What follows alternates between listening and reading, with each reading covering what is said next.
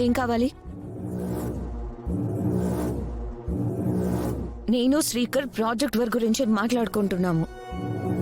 ఏదైనా మాట్లాడాల్సింది ఉంటే తొందరగా మాట్లాడేసి వెళ్ళు. ఏమైంది? అడిగిన దానికి సమాధానం చెప్పకుండా సైలెంట్గా ఉన్నావేంటి? నా మీద అటాక్ జరిగిన విషయం గురించి బాగా ఆలోచించాను. నా మీద అటాక్ చేసిన వ్యక్తి గురించి ఎలా తెలుసుకోవాలో కూడా ఆలోచించాను. ఓ మంచి ఆలోచన వచ్చింది. అది మీతో షేర్ చేసుకుందామని వచ్చాను. ఏంటది? నేను కార్లో వెళ్తున్నప్పుడు కదా బాంబ్ బ్లాస్ట్ అయింది. అయితే కార్ రన్నింగ్ లో ఉండగా బాంబ్ ఫిక్స్ చేయడం కుదరదు. అంటే కార్ పార్కింగ్ లో ఉన్నప్పుడే అటువంటి పని చేయగలరు. సో నేను ఫ్యాక్టరీకి బయలుదేరింది మన ఆఫీస్ దగ్గర నుంచి. అంటే కారు బయట ఉన్నప్పుడే కిల్లర్ వచ్చి బాంబ్ ఫిక్స్ చేసి వెళ్లిపోయి ఉంటాడు.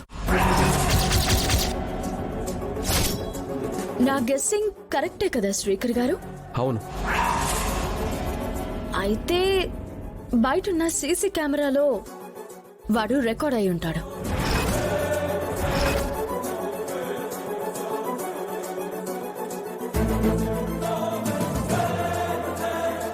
వాడు నా మీద అటాక్ చేసినప్పుడు తలకు హెల్మెట్ ఉంది.